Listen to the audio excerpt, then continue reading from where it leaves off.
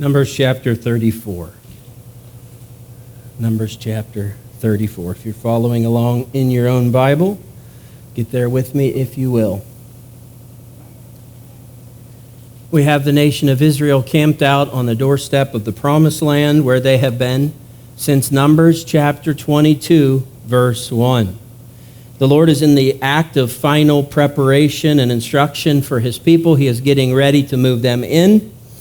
The Lord has gone over many different things with them in these few months and many chapters. They took a fresh census, so they got new numbers. They passed a new law. They went over all the offerings and the feast days. They went over vow making. And they even did a little review of their 40 years of desert wandering outside of Egypt, which was good, but also outside of the promised land, which wasn't quite so good. So now in chapters 34 through 36, chapter 34 through the end of the book of Numbers, chapter 36, the Lord wants to talk about land management with the nation of Israel. That's what these three chapters are all about. It's all about the land itself. Now, there will be some things here that affect people, but only in so much as they affect the management of the land of Israel or the land of Canaan itself. So first in chapter 34, the Lord begins by dividing up the land. Let's take a look at that. Chapter 34, verse 1. The Lord spoke to Moses, saying, verse 2, "Command the people of Israel and say to them, when you enter the land of Canaan, this is the land that shall fall," and that does, of course, mean to fall in battle. "This is the land that shall fall to you for an inheritance, the land of Canaan as defined by its borders." Verse 3, "Your south side shall be from the wilderness of Zin alongside Edom, and your southern border," you might want to underline that, "your southern border shall run from the end of the Salt Sea on the east," that would be the Dead Sea. Verse 4, "And your border shall turn south of the ascent of Akrabim and cross to Zin, and its limit shall be south of Kadesh Barnea. Then it shall go on to Hazar Adar and pass along to Asmon." Verse 5, "And the border shall turn from Asmon to the brook of Egypt, and its limit shall be at the sea," which would be referring to the Mediterranean Sea. That is a description of the southern border. These are the boundaries that the Lord is drawing up for the nation. It would include the Gaza Strip. Maybe you've heard of that. The Palestinians are settled in there today, and they're constantly fighting with the nation of Israel. But as far as God is concerned, they are squatting on land that he gave to the nation of Israel, and the nation of Israel will get it back one day. You know at least which day I'm talking about, right? The millennial kingdom. Verse 6, "For the western border you shall have the great sea and its coast. This shall be your western border." So yeah, that one's pretty cut and dry. The Mediterranean Sea is quite large, and that is going to serve as the entire western border for the land of Israel. There was no missing that one. There was no mistaking that one. If you're in Israel, go west until you hit water. That's the western border. Just as simple as that. Verse 7. "This shall be your northern border. From the great sea you shall draw a line to Mount Hor." Verse 8. "From Mount Hor you shall draw a line at Lebo Hamath, and the limit of the border shall be at Zedad." Verse 9. "Then the border shall extend to Ziphron, and its limit shall be at Hazar Enan.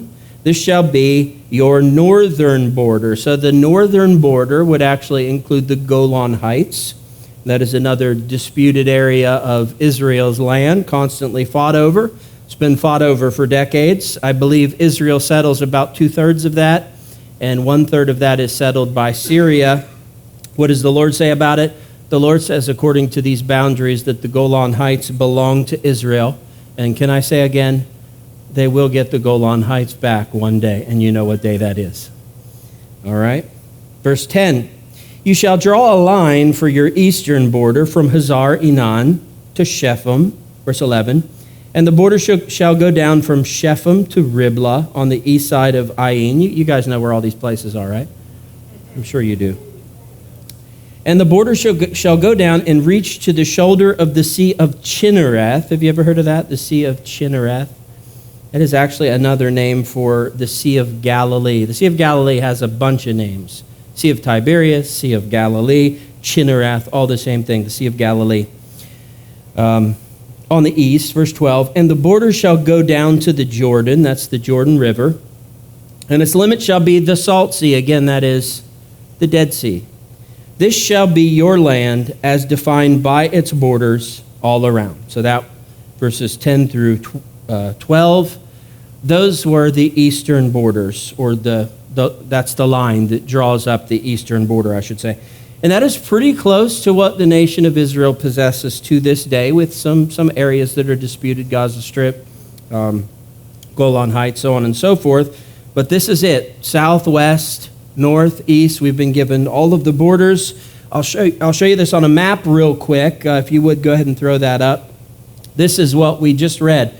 It's a little distorted, I see, and that's okay. You have the Dead Sea down here, city of Jerusalem, holy city, Jordan River up to the Sea of Galilee, and then you got the northern border, which extends over because you got the Golan Heights up here, and this is slightly to the east of the Jordan River, so you wouldn't expect that to be in Israel territory, but it really is if you look at this on a map, because God extended that line up this way and then back that way. That's it. That is the borders, the boundaries of the land that the Lord had given to the nation of Israel. And if you would like a digital copy of that map, it won't be stretched on your computer, and you'll be able to see it a little bit better. I'll point you to that if you're interested. And you can go back through all these little names that we just read about, and you can pinpoint them on the map and go, okay, now I've seen it. And that's about as far as you could probably go beyond our study here tonight, just reading it. All things considered, it is not a very big plot of land. It is slightly larger than the state of New Jersey. Maybe you've heard that before. But listen, it's not about the size of the land in this case. It's about the quality of the land. This is prime land. And it is land that is always somehow center stage for the world. I mean, as far back as we can ever remember, all eyes across the whole planet have been on this little tiny New Jersey-sized plot of land called the nation of Israel. It has always been a lush land, and that's what the Lord meant when he said, I'm taking you to a land flowing with milk and honey. That was him saying, it's an abundant place for food. It's a wonderful place for agriculture, for raising crops, for raising cattle. Strategically, its placement is perfect. It's the hip joint of Asia, Europe, and Africa. I wouldn't call it the armpit because that sounds kind of negative, so we'll call it the hip joint. It's right there at the joint of all three of those major countries. So a lot of business and commerce connect right there with the tiny little state of Israel. And it makes it quite strategic on the world scene. And it is uniquely ensconced by water, as we covered in previous studies. You have the Mediterranean Sea as its entire western border. You have from the Dead Sea up the Jordan River all the way to the Sea of Galilee as an eastern border. Really, you just got the cap, the top, and the bottom that is not closed in by water. So that makes this a good land, an easy land to defend. It's really quite amazing that the Lord picked this spot. I don't think the Lord could pick better, and I'm sure he appreciates my opinion. He couldn't pick better. This is a brilliant place to put his people. Verse 13, Moses commanded the people of Israel, saying, this is the land that you shall inherit by lot. Now, I think we might have mentioned this previously. It has come up this is at least the third time it's come up, that these land divisions are falling out by lot. Have we talked about that? When you cast lots for something, it's like you're doing it by chance. It's like us picking straws or rolling dice to see who's next for the next Anchored interview on Wednesday night. We would say that's by chance, right? But according to the Bible, men cast lots, people cast lots, and the Lord determines the outcome. That was a pretty common thing in the Old Testament, a pretty common way to decipher the Lord's will about something. And it's amazing that he tells them all of this. You know, the bigger tribes are going to get bigger chunks of land. The smaller tribes are going to get smaller chunks of land. And then he says, we're going to do this by lot, which means the Lord already knows how the lots are going to fall out.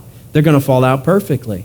They're going to cast the lot for the big tribes. They're going to get a big piece of land. They're going to cast the lot for the small tribes. They're going to get a smaller piece of land. So the Lord is controlling all this, even though it's going to happen by lot. Reading on. This is the land which you shall inherit by lot, which the Lord has commanded to give to the 9 tribes and to the half tribe. Remember chapter 32. Reuben, Gad, and then eventually half of the tribe of Manasseh decided that they did not want to settle in the land of promise. They wanted to settle outside the land of the promise on the east of the Jordan River. And so the promised land itself, which God originally intended to divide up between 12 tribes, is now going to be divided up by 9.5 tribes. It's different than what the Lord has originally intended, and verse 13 mentions that. The land itself, within the borders, it's going to be divided up by 9.5 tribes. Verse 14, for the tribe of the people of Reuben by fathers' houses and the tribe of the people of Gad by their fathers' houses have received their inheritance, and also the half tribe of Manasseh. Verse 15, the 2 tribes and the half tribe have received their inheritance beyond the Jordan, east of Jericho, toward the sunrise, or toward the east. So they wanted the land east of the Jordan. God gave it to them. Was that the best idea? No, because God's ideas are always the best ideas. I know we think, Lord, I got a really good idea here. There's no way that you could have any idea that could top it, but trust me, his ideas are always the best ideas, because our ideas, human ideas, are fraught with blind spots. There's always stuff that we cannot see. And since this happened so long ago, this is one of these occasions where we can look back in hindsight and see if maybe the Lord did know best. And we talked about this a little bit, but all you have to do, folks, is check the map. Look at the nation of Israel today. See what their borders, see what their landlines look like now. And you'll notice the land of Israel on a current map does not include, it does not include these regions where Gad, Reuben, and the half tribe of Manasseh settled. These were all, if you could just bring up that map again. If you remember this from our previous map, you had Gad, Reuben, and the half tribe of Manasseh all right here. Well, this is pretty much the same eastern border for the nation of Israel now. And you'll notice the tribes of Gad, Reuben, and the half tribe of Manasseh, they're not sitting in the same spot. So the Lord really knew what he was talking about. They left themselves outside of the natural protection of the land that left them susceptible to attacks from the enemy. And those tribes, I'm not saying the people disappeared, but those tribes are not possessing that same area of land today as the Lord granted them here in the book of Numbers. Now, beginning in verse 16, the Lord chooses men to be in charge of overseeing the land inheritances. That didn't come out quite right. Overseeing the land inheritances to make sure that they were divided up fairly and correctly as the Lord commanded. So verse 16, the Lord spoke to Moses, saying, 17, these are the names of the men who shall divide the land to you for inheritance. Eleazar the priest, and we know he's the high priest, and Joshua the son of Nun, he is the successor of Moses. He'll be the one in the promised land. He'll have boots on the ground, and Moses will not. Moses will not go into the promised land.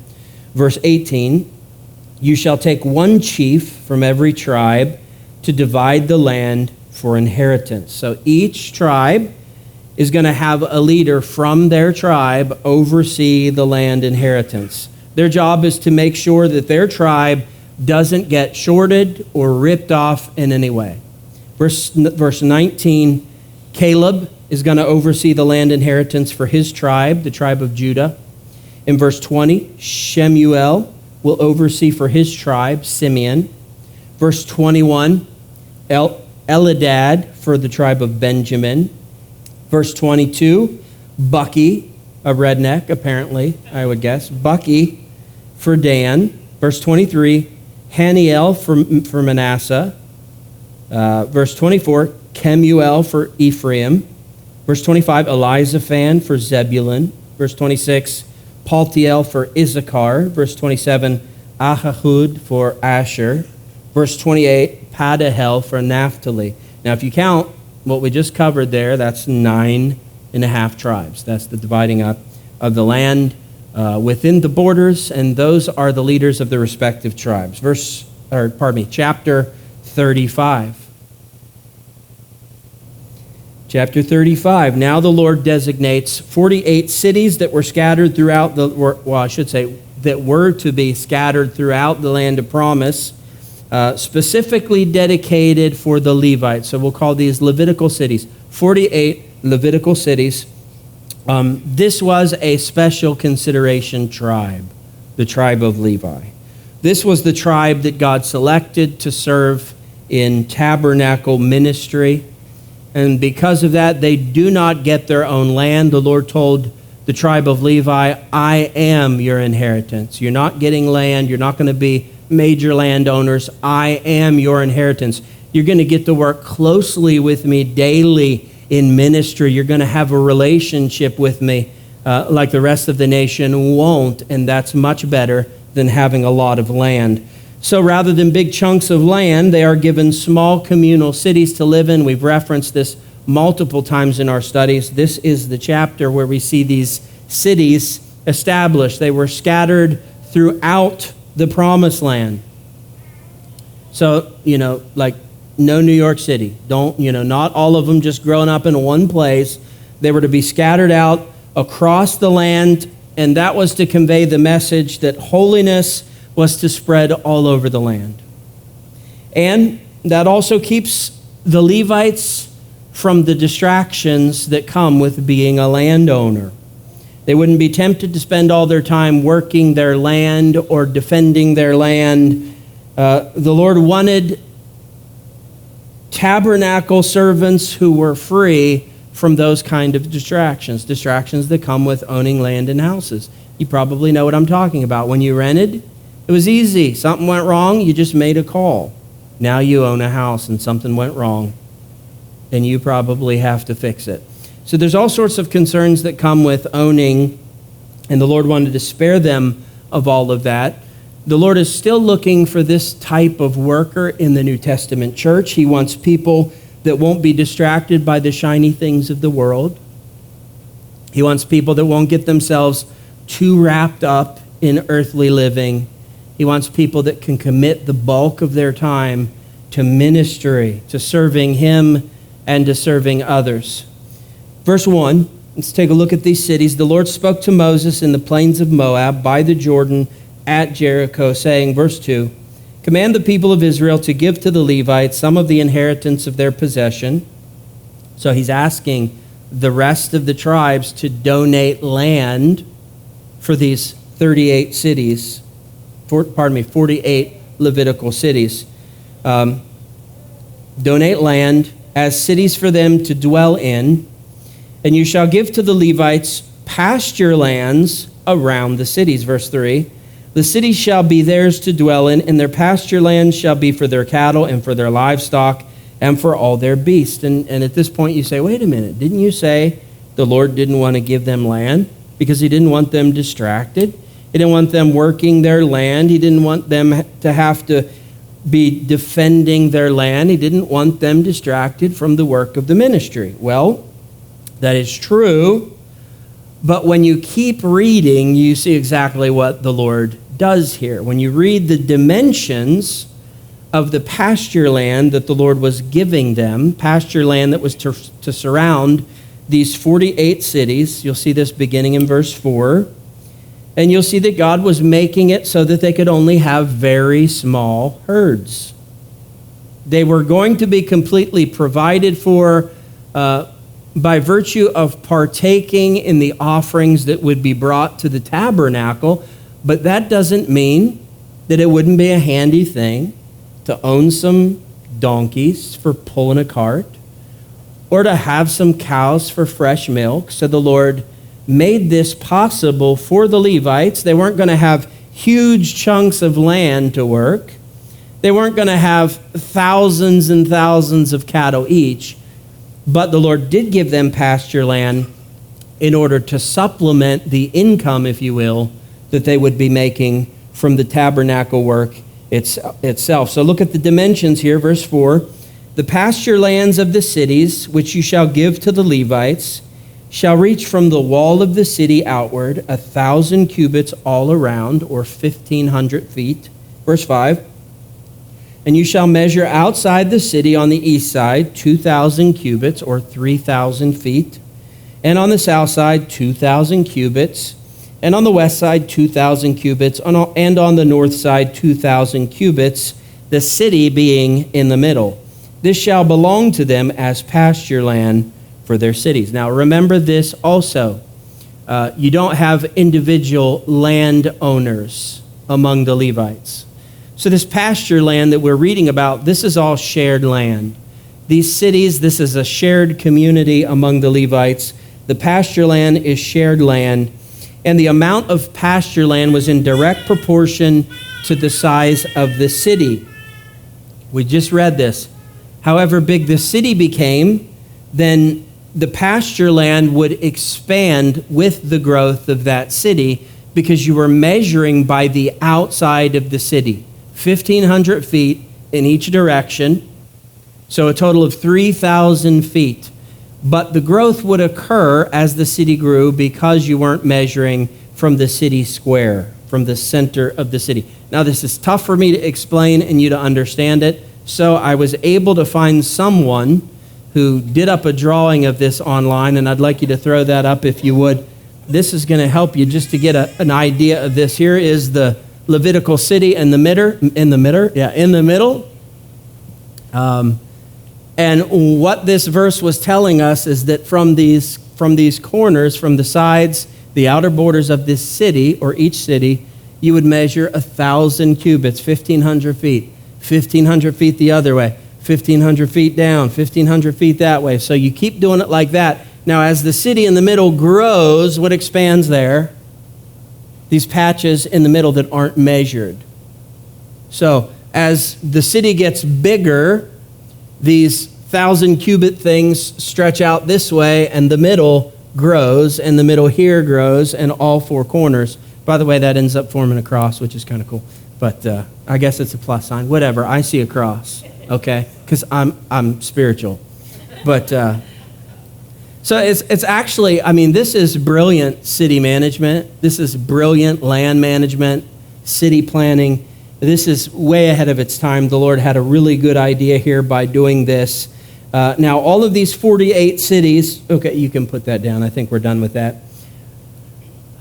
All of them go to the Levites technically, but the Lord now in verse 6 is going to call for 6 of these cities to be designated as cities of refuge. Now, they're still under Levitical control, and you can see as we read through this why that might be a good idea, to have spiritual people in charge of these cities of refuge. But let's go ahead and read this. Verse 6, the cities that you give to the Levites shall be the 6 cities of refuge, where you shall permit the manslayer to flee. And in addition to them, you shall give 42 cities, so 42 cities for the Levites to actually live in, 6 cities for them to manage that would serve as cities of refuge. Verse 7, all the cities that you give to the Levites shall be 48 with their pasture lands. Verse 8, and as for the cities that you shall give from the possession of the people of Israel, from the larger tribes you shall take many, and from the smaller tribes you shall take few, each in proportion to the inheritance that it inherits, shall give of its cities to the Levites. So, with 48 Levitical cities, counting the 6 cities of refuge, and only 9.5 tribes, here's what's going to have to happen. Each tribe is going to have to host multiple cities, multiple Levitical cities. And the Lord is saying here, it needs to be divided up fairly by land mass. You can't put all of these cities in a smaller tribe. You can't bunch them all in one corner of the state. They needed to be spread out, and it needed to be fair for each tribe. If you had a big tribe, you might be hosting a lot of these cities. And if you had a smaller tribe, you might only have a few. But the Lord wanted it to be done fairly as a manner of good land management, because that's what these chapters 34 through 36 are all about, land management. Verse 9, and the Lord spoke to Moses, saying, verse 10, speak to the people of Israel and say to them, when you cross the Jordan into the land of Canaan, verse 11, then you shall select cities to be cities of refuge for you, that the manslayer who kills any person without intent may flee there.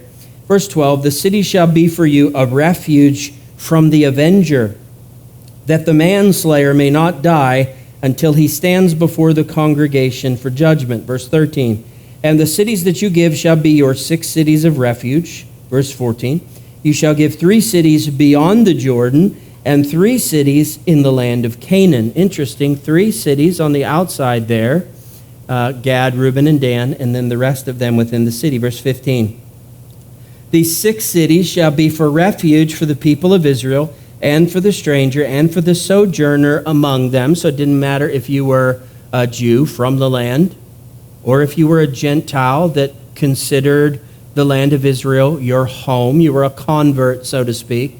The same rule applied to Jew and Gentile, to homegrown or foreign grown. The same rule applied because the Lord is fair. You may recall studying about these cities of refuge in a previous study. These were cities that you could flee to while you were awaiting trial if you had accidentally killed someone. These were safe spaces. I think when we were covering this before, I used tag as a reference. You remember playing tag as a kid? And you always had something that served as base or home base. And when you reached that, you'd always shout base, and you were safe. Couldn't be touched if you were at the base. And that's what the cities of refuge did. They served as base in this awful game of very serious tag. It served as a safe space where someone who had accidentally killed someone among the nation of Israel could flee to and be safe from vigilante justice that was actually injustice. I mean, it makes sense. If you kill someone, a family member, an avenger, someone close to that family member in blood, is going to be looking to exact revenge. And in a situation like that, emotions run wild. And not every family member is going to sit there first and try to figure out if the person was killed accidentally or if it was malicious, if it was intended. No, emotions run wild. People get angry. And injustice happens a lot in situations like that. So these cities were to prevent that. It was a way for you to survive unto your trial. If you knew you were innocent, I didn't mean to kill that guy, I didn't mean to kill that gal. It was just an accident. Hopefully that doesn't happen too much to you. But, if that were to happen, hey, all I have to do is get to one of these cities of refuge, hang out there until it's time for my trial. I'll get a fair trial, and once I'm innocent, then things will be different. Verse 16. But if he struck him down with an iron object so that he died, he is a murderer. The murderer shall be put to death. Verse 17. And if he struck him down with a stone tool that could cause death and he died, he is a murderer. The murderer shall be put to death. Or if he struck him down with a wooden tool that could cause death and he died, he is a murderer. The murderer shall be put to death. Didn't matter if it was metal or stone or wood or AR-15. If you killed someone with something and you did it intentionally, you were a murderer and you were to be put to death. Verse 19, the avenger of blood, and that would be the nearest male blood relative to the family member that was killed. The avenger of blood shall himself put the murderer to death when he meets him. In other words, when he tracks him down, when he finds him, he shall put him to death. And I shared this with you before that corporal punishment, execution, crimes that demanded execution in the Old Testament, they were usually done at the hands of the accuser if the accuser could prove that that person was guilty. And that helped you to not bring false accusations against people that could get them killed. Because let's face it, if I hate you, but I know that if I can just get you convicted, I don't have to kill you. I don't even have to watch it. That's easier on my conscience, so I just might do that. But if I have to be the one that kills you, because that was your death sentence, that was your sentence, the death sentence, by a court, a legal court, then it's a different story. It takes things to all new levels and adds another layer of protection in all this. But if the avenger tracks him down, and this was an issue of murder in cold blood, then that avenger was to put them to death. Verse 20, and if he pushed him out of hatred or hurled something at him, lying in wait, that means he was planning this, he was staking out, waiting for that person to come. And if he does that so that he died, verse 21, or in enmity, struck him down with his hands so that he died. So this is all intentional, premeditated, anger or hate-fueled crime, murder. In all of these cases, verse 16 through 21, then he who struck the blow shall be put to death. He is a murderer. The avenger of blood shall put the murderer to death when he meets him. Verse 22, conversely, contrary-wise, but if he pushed him suddenly without enmity, it was unintentional. It was not premeditated. The person did not do this out of anger or hate. It just accidentally happened. If he did this, pushing him suddenly without enmity, or hurled anything on him without lying in wait, verse 23, or used a stone that could cause death, and without seeing him, dropped it on him so that he died. I mean, hey, it could happen. I mean, especially if you were a stonemason, there you are minding your own business, building someone a wall, and you get to the end of it, you put that last layer of stone up there, and you're done, and you got extra stone, so you take your extra stone and you throw it over the wall to where your gear is, and so it's thump, thump, thump, crack. And you're like, well, wait a minute, that sounded different. Wonder what that was about. And so you go around the wall and, yep, neighbor's dead. I mean, it could happen. It seems far-fetched, but the Lord tries to cover everything in these laws. It could happen. And if it does happen, though he was not his enemy and did not seek his harm, verse 24, then the congregation shall judge between the manslayer and the avenger of blood in accordance with these rules. So in case you haven't picked up on it yet, let's just run through it again. If you were innocent of a killing, of a murder, if you did it accidentally, I should say, all you had to do was make it to one of these cities of refuge. They were scattered out among the nations so that at most you would have a day of running to get to one of these cities and be safe. And once you got to one of these cities, you could not be harmed by an avenger, someone who was out for revenge because of the death of a loved one.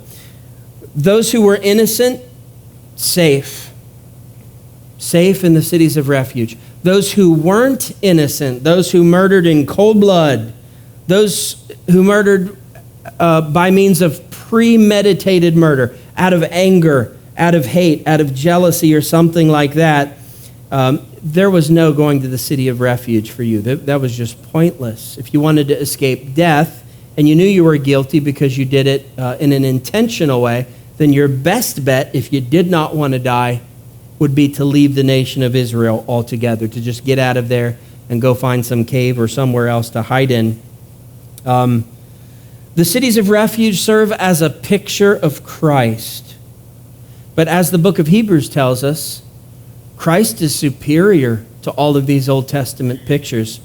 And Christ, as the cities of refuge, as a picture of Christ, Christ is far superior to the cities of refuge because the cities of refuge only protected those who sinned unintentionally. Now, if you just found out tonight that, oh no, we've been reading this wrong, we've been understanding this wrong, the blood of Christ was shed only for unintentional sin that was committed.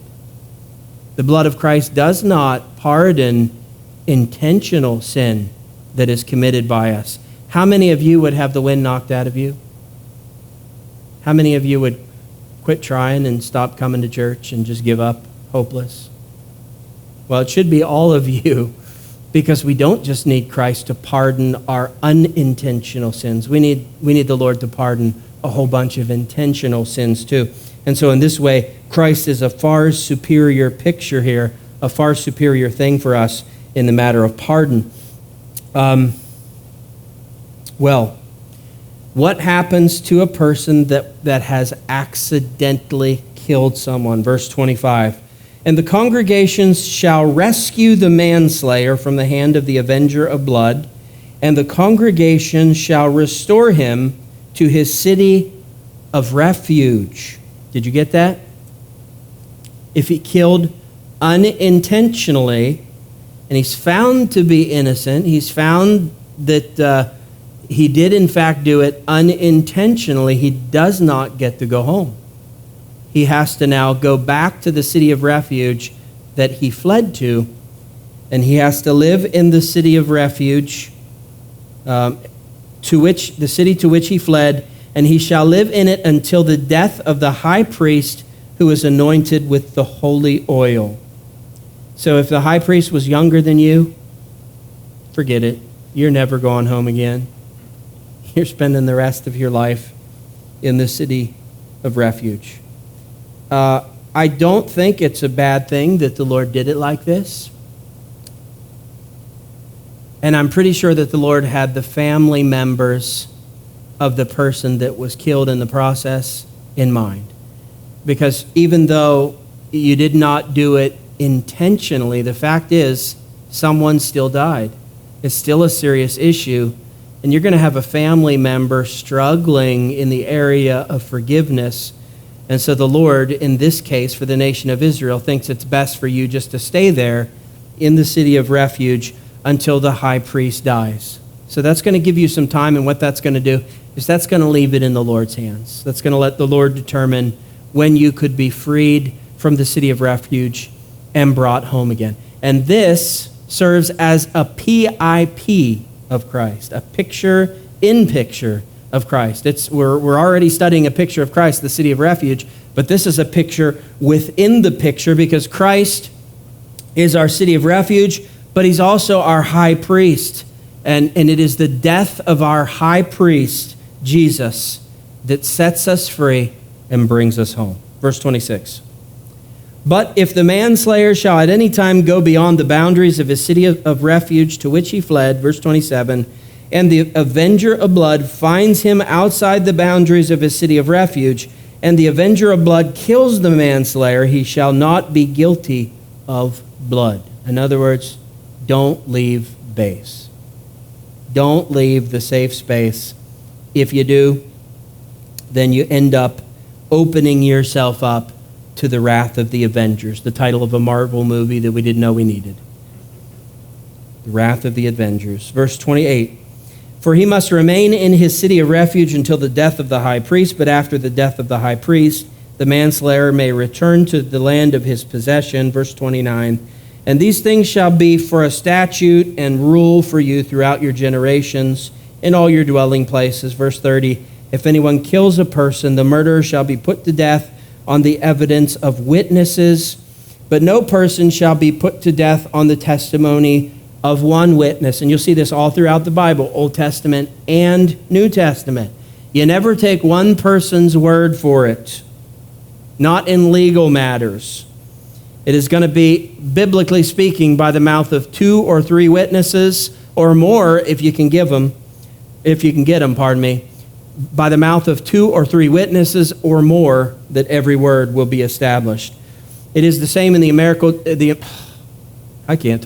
is the same in the American justice system, because our justice system was built on the back of the Bible. You cannot be convicted of a crime, at least you're not supposed to be, by just the word of one witness in court.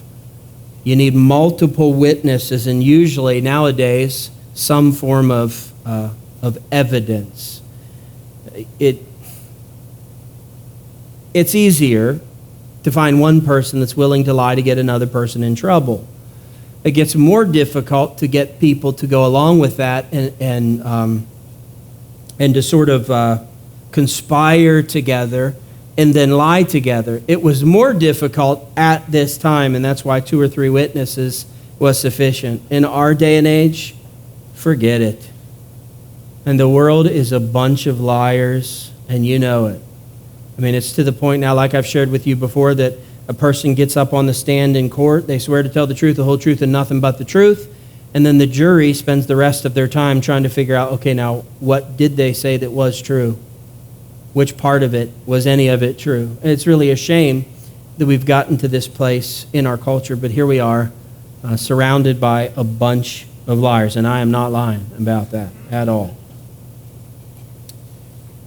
All right, verse 31, moreover, you shall accept no ransom for the life of a murderer who is guilty of death, but he shall be put to death. So there were no exceptions to this. If you were wealthy, you could not buy your way out of it. Man, I love that. No chance for corruption at high levels. Nowadays, the wealthy, they can buy themselves out of any troubles they have, and it should not be that way. The Lord wouldn't let it be that way for the nation of Israel. He didn't want this to become about financial status. He wanted this to be about righteousness status. What is right, what is wrong, what is good, and what is not good. So the punishment was always to fit the crime with no exceptions. Verse 32, and you shall accept no ransom for him who has fled to his city of refuge, that he may return to dwell in the land before the death of the high priest. No exceptions there either. You couldn't pay your way out of purgatory here. You had to stay in the city of refuge, no going home just because you gave someone a big check. Verse 33, you shall not pollute the land in which you live, for blood pollutes the land, and no atonement can be made for the land for the blood that is shed in it, except by the blood of the one who shed it. Verse 34, you shall not defile the land in which you live, in the midst of which I dwell, for I, the Lord, dwell in the midst of the people of Israel. The Lord says, hey, I live here too, so I want this place cleaned up, and I want it to stay cleaned up. Chapter 36. Now we come to chapter 36, which is an amendment of the law of female inheritors in the land of promise. That was adopted in Numbers chapter 27, verses 1 through 11. Do you remember Zelophehad? No? Okay, well, I bet you remember Zelophehad's daughters, the farmer's daughters, Mahlah, Noah, Hoglah, Milcah, and Tirzah. Now you remember, don't you? Zelophehad and the farmer's daughters. Yeah, well, Zelophehad had passed on, Numbers chapter 27, and left behind only daughters. He did not have sons. The problem is that the land was divided up based on the males, the sons. And upon realizing this, Zelophehad's daughters did not want their father's name to be lost to the history of the nation of Israel. They did not want the land inheritance that was due to their family to be lost as well in the land of Canaan due to some technicality, that technicality being that there were no men in that family. So they requested of Moses, Moses requested of the Lord, and the Lord told Moses, the daughters of Zelophehad, they're right. They're absolutely right. So the Lord says, new law. Any females with no surviving brothers were to get their inheritance for the family. It did not have to be a man. And sometimes when you pass one law, you end up having to pass some more. Because you pass one law, and then there's all sorts of complications that you don't think about until you start, exercising that law. And then you find all those complications. So you come back and what do? You add a bunch of amendments. You add a bunch of amendments to that one law. And that's exactly what has happened here. They have come across a complication to that law, and they're requesting essentially an amendment from Moses to that law to help to resolve some of the complications that this could cause in the dividing up of the land of Israel. And we have already preemptively covered this when we were in chapter 27, so this should be just a quick refresher for you. Verse 1. The heads of the fathers' houses of the clan of the people of Gilead, the son of Machir, son of Manasseh, from the clans of the people of Joseph came near and spoke before Moses and before the chiefs, the heads of the fathers' houses of the people of Israel. Verse 2, they said, "The Lord commanded my Lord to give the land for inheritance by lot to the people of Israel. And my Lord was commanded by the Lord to give the inheritance of Zelophehad, our brother, to his daughters." Numbers chapter 27, verse 3. "But if they are married to any of the sons of the other tribes of the people of Israel, then their inheritance will be taken from the inheritance of our fathers and added to the inheritance of the tribe into which they marry.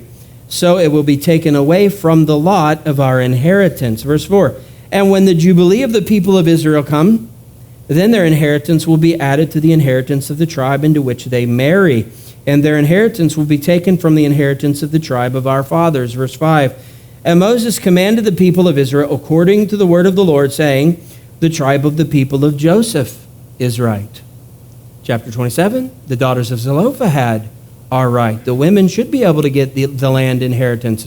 But complications due to marrying without or outside of their own tribe, and the Lord says the tribe of the people of Joseph is right. Verse 6, "This is what the Lord commands concerning the daughters of Zelophehad. Let them marry whom they think best.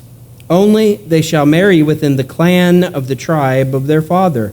Verse 7, "The inheritance of the people of Israel shall not be transferred from one tribe to another, for every one of the people of Israel shall hold on to the inheritance of the tribe of his fathers." Verse 8, "And every daughter who possesses an inheritance in any tribe of the people of Israel shall be wife to one of the clan of the tribe of her father, so that every one of the people of Israel may possess the inheritance of his fathers." Verse 9, "So no inheritance shall be transferred from one tribe to another, for each of the tribes of the people of Israel shall hold on to its own inheritance." Verse 10, "The daughters of Zelophehad did as the Lord commanded Moses." Verse 11, "For Mahlah, Tirzah, Hoglah, Milcah, and Noah, the daughters of Zelophehad, were married to sons of their father's brothers." Verse 12, "They were married into the clans of the people of Manasseh, the son of Joseph, and their inheritance remained in the tribe of their father's clan." Verse 13, "These are the commandments and the rules that the Lord commanded through Moses to the people of Israel in the plains of Moab